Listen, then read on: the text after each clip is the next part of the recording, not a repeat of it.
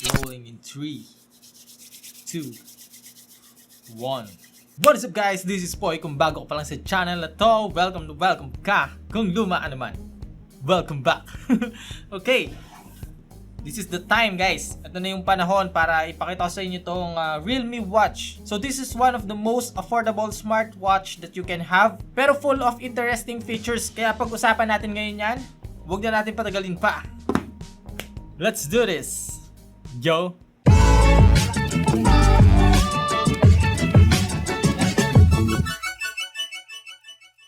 So inside the package guys, sobrang simple lang, napakadaling i-unbox. And yung mga nasa loob lang is yung user manual, itong magnetic charger, okay? And of course yung ating Realme watch.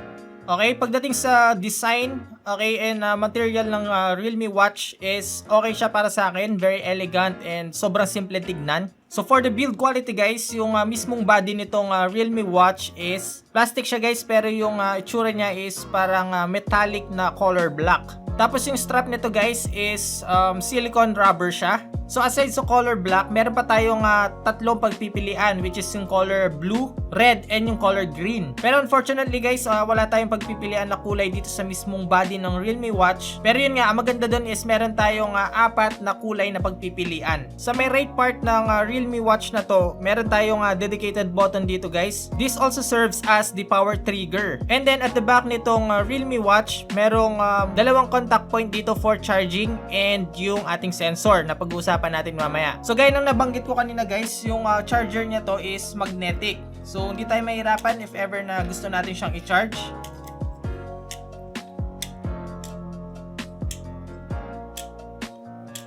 And of course yung Realme watch guys is touchscreen na rin siya. So hindi tayo mahirapan if ever na gusto natin i-control itong mismong smartwatch. So para sa screen nito guys, meron itong 1.4 inches na meron namang high resolution na 320 by 320 pixels with the amount of 380 nits brightness. Pwede siya guys for indoor and outdoor. So hindi tayo mahihirapan kung sakaling nasa labas tayo and then titignan natin yung oras. And for the durability guys, yung screen nito is Corning Gorilla Glass 3 na. Okay, subukan ko siyang isuot guys and tignan natin kung gaano siya kabigat or kapansin-pansin ba or komportable ba siya kapag sinusuot.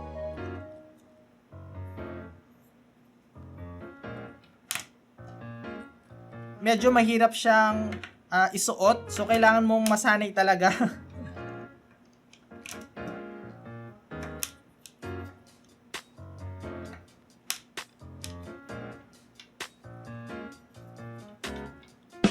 So to be specific, itong Realme watch, ang weight lang nito is 31 grams. Meaning hindi talaga siya magiging sagabal kung araw-araw mo itong ginagamit. And lalo na guys kapag nag-workout. One thing na nagustuhan ko dito sa Realme watch is IP68 water resistant na to. Meaning kahit na nagsiswimming ka or accidentally naghuhugas ka ng kamay tas hindi mo siya napansin, or kapag nagja-jogging ka or workout tapos sobrang pawis mo, hindi ka mag-aalala na masisira itong Realme watch. Proceed na tayo guys sa health assistant nitong Realme watch. Isa ito sa malaking tulong lalo na sa panahon ngayon na may pandemic. Isa sa pinaka-importanting kailangan natin malaman is yung ating health. So number 1 is meron tayong heart rate monitoring that supports 24 hours uninterrupted heart rate monitoring. And sa tulong ng sensor na yun guys, every 5 minutes siya nagra-run for 24/7. Pangalawa guys is yung ating blood oxygen monitoring. Blood oxygen is one of the most important indicators of physical health. And yung pinaka-standard or yung average na percent is 90%. So makikita mo dito kung bumaba na yon or tumaas. Other features na nagustuhan ko dito sa Realme watch is yung step monitoring. So kung nagwo-walking tayo guys,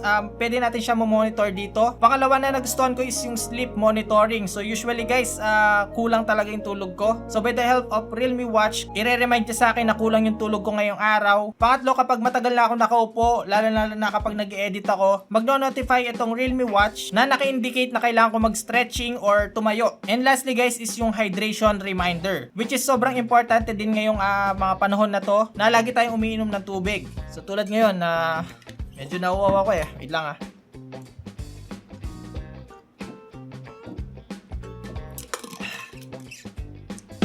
Battery life naman nitong Realme Watch, meron siyang 160 mAh na maglalas naman siya ng up to 7 to 9 days. So 7 days kapag naka-on yung heart monitoring and then 9 days kapag naka-off. Tapos kapag naka-power saving mode siya, naglalas siya ng 20 days. So not bad, pwede na. For the charging time naman guys, nasa 1 hour and then full charge na siya. So besides sa health feature nitong Realme Watch, pag-usapan naman natin guys yung smart features nito. Number 1 is yung notifications. So yun nga, nabanggit ko yung kanilang application which is yung Realme Link. So kailangan nyo siyang i-download para ma-setup nyo itong Realme Watch. So para sa notifications, it supports upcoming calls, SMS, and third-party apps messages tulad ng Facebook, Instagram, WhatsApp, and more. Beside pa doon, for example, nag-workout tayo, pwede natin gamitin itong watch na to para makontrol natin yung music. So pwede tayo mag-play, pause, and pwede rin natin gamitin to guys as remote camera shutter ng phone natin. Para naman sa user interface ng screen nitong Realme Watch, meron siyang 12 built-in na watch face. Pero sinabi ng Realme, i-update nila tayo ng up to 100 watch faces. So imagine, pwede natin i-customize itong Realme Watch ng up to 100 plus na watch faces. Isang dahilan kung bakit maganda siyang gawing fitness body dahil yon sa kanyang sports mode. So sa sports mode guys, meron tayong 14 different kinds of sports. Kasama na dun yung indoor or outdoor activities like running,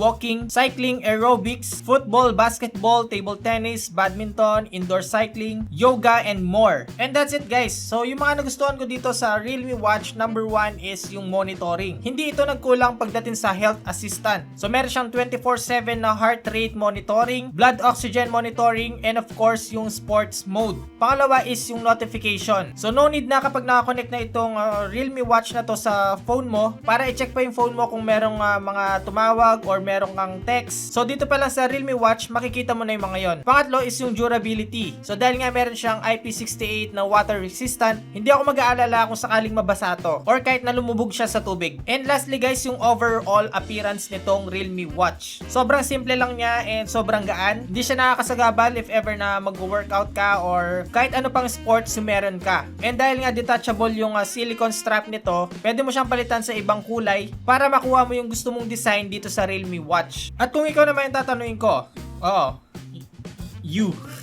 ano yung mga key features o ano yung mga nagustuhan mo dito na talagang hinahanap mo siya sa isang smartwatch? And comment mo na rin sa baba kung ano yung mga nagkulang or yung mga dapat pa nilang idagdag kung sakali magkaroon sila ng another smartwatch. Comment mo sa baba. Pag-usapan natin yan. And that's it for today's video. Sana nag-enjoy ka sa panonood at nakatulong itong video na to kung naghanap ka ng affordable na smartwatch na maraming features like health monitoring, activity tracker, notifications, and more. At kung gusto mo naman i-check itong Realme Watch, mag-iiwan na lang ako ng link dyan sa baba. At malay mo, ito na yung smartwatch para sa'yo. At kung supa ng ganitong klaseng video, pinapayo ko na sa'yo. Kaibigan, mag-subscribe sa channel na to. Huwag mo na rin kalimutan mag-like, share, comment, at yung notification bell para updated ka pag meron tayong bagong upload. Again, this is Poy, unboxing anything just for you. Hanggang sa muli nating pagkita.